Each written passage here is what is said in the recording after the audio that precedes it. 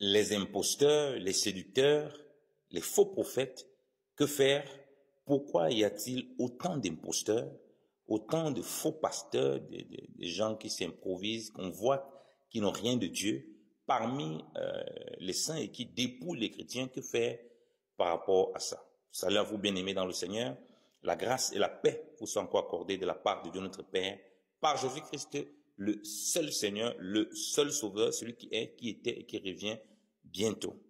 Que le Seigneur vous bénisse encore abondamment. C'est votre frère, le pasteur Yannick, l'esclave inutile de Christ, l'enseignant de la parole de Dieu. Nous voulons nous entretenir sur cette parole parce que nous recevons aussi beaucoup de questions et des perturbations aussi de beaucoup de chrétiens qui se posent des questions face à cette pléthore d'imposteurs. Il y a tellement de charlatans et de faux prophètes que les gens ne savent pas où mettre la tête. Alors ils demandent que faire, on doit toujours dénoncer, parce qu'il y en a qui prennent aussi beaucoup d'énergie pour dénoncer. Bien aimé dans le Seigneur, je tiens à vous dire que c'est peine perdue si vous voulez passer votre temps à dénoncer ces imposteurs. Pourquoi c'est là? C'est normal. Le Seigneur nous a dit dans Matthieu chapitre 13, il a pris la parabole des livrets, du blé et des livrets. Il a donné cette parabole pour dire que le maître, lui, il a sémé, hein. Il a sémé son blé et tout. Après, l'ennemi est venu aussi, il a sémé l'ivraie. Donc, pendant qu'on dormait. Donc, pour montrer que l'église, il y aura des vrais enfants de Dieu, des vrais gens, il y aura aussi des imposteurs qui vont rentrer dans la bergerie. Donc, et c'est ça qui se passe. Donc, vous ne devez pas être surpris. Vous devez tout simplement être vigilant, averti, discerner chaque fois que vous écoutez, ou bien vous tombez sur quelqu'un, que vous restez dans la parole et qui vous ramène à Jésus-Christ de Nazareth. Parce que vous aurez toujours des imposteurs. Et les imposteurs les plus malins ne vont pas forcément venir comme des imposteurs. Ils peuvent avoir l'apparence, toute l'apparence des gens qui craignent le Seigneur, des gens qui aiment le Seigneur, mais ça reste des imposteurs très dangereux. Comme le Seigneur a dit, hein, dans Matthieu chapitre 7, gardez-vous des faux prophètes, ils viennent en abri de brebis, mais au-dedans c'est des loups. Donc ils auront toute l'apparence d'une brebis. Les imposteurs, les véritables imposteurs sont loin d'être facilement détectables, contrairement à ce que vous pensez. Ils ont tout ce qui ressemble à l'exécution. Ils parlent bien, ils discourent bien, mais en réalité, c'est des grands bandits. Ce qu'ils cherchent, c'est votre portefeuille. Ce qu'ils cherchent, c'est de vous dépouiller. Ce qu'ils cherchent, c'est de vous mettre en captivité. Voilà pourquoi vous voyez les méga churches là, c'est des grosses boîtes de sardines généralement, où les gens qui sont à l'intérieur, on les tond et on s'en sait, et on les ruine comme pas possible. Et ça avec des discours tellement mielleux, tellement doux, tellement agréables. Hein. Les discours là sont sucrés, c'est comme le miel, hein, c'est comme le popcorn. Vous ne savez pas que vous êtes en train de manger votre mort. Et ils sont beaucoup comme ça, beaucoup d'imposteurs. Alors beaucoup me disent, ouais, il faut dénoncer. Non, nous avons dit, si dans ta marche en tant que serviteur de Dieu ou en tant qu'enfant de Dieu, tu rencontres un imposteur, tu dois le résister. Parce que la Bible dit de dénoncer de telles pratiques. Mais tu ne peux pas chercher tous les imposteurs dans le monde, ce n'est pas ton rôle. Ce n'est pas ton travail. Déjà parce que ces imposteurs-là ne vont pas se repentir. Si quelqu'un te dit qu'un imposteur va se repentir, il te ment.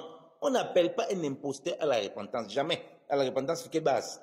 Si c'est à moins que ce soit pour une condamnation, il peut pas, il va se repentir comment? Sur quelle base?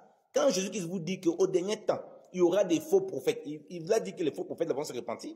Il dit qu'il va s'élever des faux prophètes, des faux Christ, qui vont séduire, si possible, les élus. Donc, il y aura une grande séduction.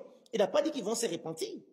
Donc, quand Christ parle le livret et le blé, l'ivraie ne va pas se repentir. Arrêtez ça.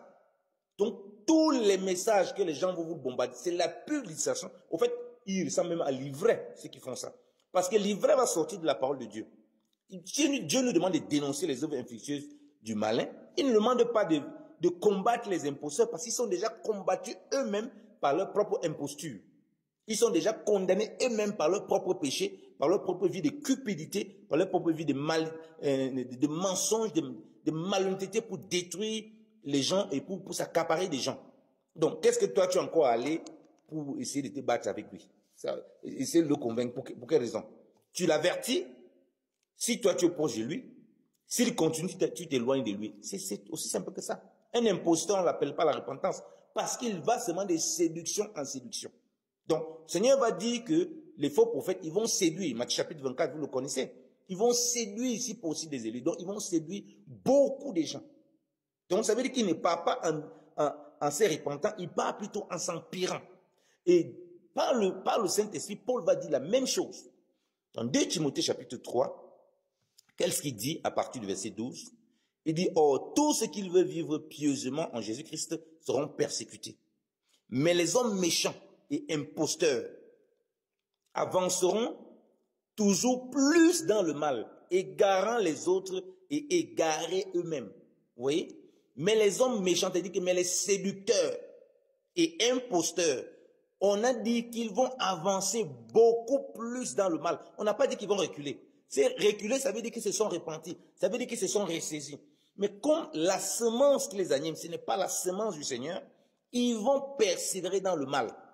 Voilà pourquoi vous allez voir que plus on dénonce ceux qui se sont inventés un faux ministère de dénonciation, plus ils dénoncent les imposteurs, plus on dirait que ces imposteurs-là sont adoubés par des personnes qui s'entourent, qui trouvent une cause de s'entourer, plus que ces imposteurs-là se servent aussi de l'écriture qui dit que oui, on sait le Seigneur sera persécuté. Comme Paul l'a dit, quiconque voudra vivre pieusement en Christ sera persécuté. Ils présentent à leur bergerie, ils présentent aux brebis qu'ils sont que des sucés, comme les mandarines, comme la mangue, qui sont que d'abuser, que voilà, regarde, on nous persécute à cause de Christ. Et les gens se fédèrent encore plus autour d'eux parce qu'ils se présentent comme des persécutés, alors que ce sont des imposteurs.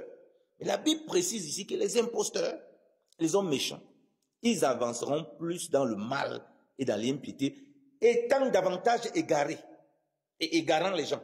Donc, toi, tu ne peux pas arrêter un imposteur d'égarer les gens ou bien de s'égarer lui-même. Tu peux prévenir les gens. Si quelqu'un aime le Seigneur, il est appelé du Seigneur, il reconnaît la voix du Seigneur, comme le Seigneur a dit, mes brebis entendent ma voix et elles me suivent. Elles ne vont pas entendre la voix d'un étranger. Si c'est la voix du Seigneur que tu annonces, comme nous partageons l'évangile, pour vous dire par exemple ça, que les imposteurs vont toujours avancer. Si vous êtes un enfant de Dieu et que vous êtes passé le temps à courir derrière les imposteurs pour essayer de les rattraper, de les ramener à la raison, vous allez vous ressaisir pour vous rendre compte qu'au fait, les imposteurs vont continuer dans le mal. Tout ce que vous avez fait, c'est d'annoncer la vérité. Si vous êtes aussi un enfant de Dieu et que vous suivez des imposteurs, vous allez commencer à vous examiner pour dire, ah, on nous dit que les imposteurs, est-ce que ce que j'écoute, je ne suis pas moi-même dans l'imposture? Est-ce que moi-même, je ne suis pas moi-même quelqu'un qui est ballotté à tout vent des doctrines?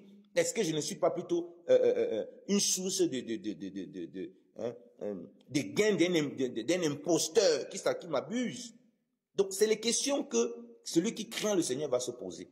Mais que toi-même, que nous-mêmes, on est là, on s'acharne pour connaître qui est imposteur, qui n'est pas imposteur. Ça, ce n'est pas notre travail. De toute façon, comme on a dit, ils viennent en habit de brebis, mais au-dedans, c'est des loups. Ça veut dire qu'on a besoin du discernement de Dieu. Tu peux rester des années avec un imposteur. Tu ne sais pas que c'est un imposteur bien aimé dans le Seigneur. Tu ne sais pas que c'est un imposteur. Il s'habille bien en habit de brebis, mais à l'intérieur, c'est un loup farouche. Il est très difficile de voir les véritables imposteurs. Ce n'est pas ceux-là qui bavardent là facilement, ils s'exhibent n'importe comment. Non. Beaucoup d'imposteurs jouent bien le jeu et ils savent aussi jouer les victimes. Donc voilà pourquoi on vous dit de façon générale, il y a des imposteurs parce que le Seigneur nous a prévenu qu'il y aura des imposteurs parmi le peuple, il y aura des livrets. 2, il nous dit que il nous fait comprendre que ces imposteurs ne peuvent pas se repentir parce qu'ils vont continuer à avancer dans le mal, ils vont s'égarer, ils vont égarer les autres. Nous devons limiter la casse en annonçant la vérité. Ceux qui sont dans la vérité reconnaîtront la vérité, entendront la voix du Seigneur et s'en éloigneront. Mais dis que tu vas éradiquer les imposteurs de l'Église, c'est un mensonge. C'est comme si tu dis que dans une société, tu n'as que les gens qui font le bien. Et il n'y a plus personne qui fait le mal. Mais c'est un mensonge. Ça n'existe pas. Tu ne verras jamais ça. Jusqu'au temps du Seigneur, lui-même qui a dit qu'il va venir, il va retirer l'ivraie. Il va prendre le blé. Donc, le temps venu du Seigneur, il va retirer l'ivraie. Il va prendre le blé, il va amener avec lui, qui fait partie de son corps, qui est son peuple, qui est son Église. Donc, que la paix du Seigneur nous garde de l'imposture et des imposteurs dans la mesure du possible, afin de ne pas être infectés par le venin mortel et que nos cœurs soient gardés en Jésus-Christ. Soyez bénis et la paix de Christ soit avec tous au nom de Jésus-Christ. Amen.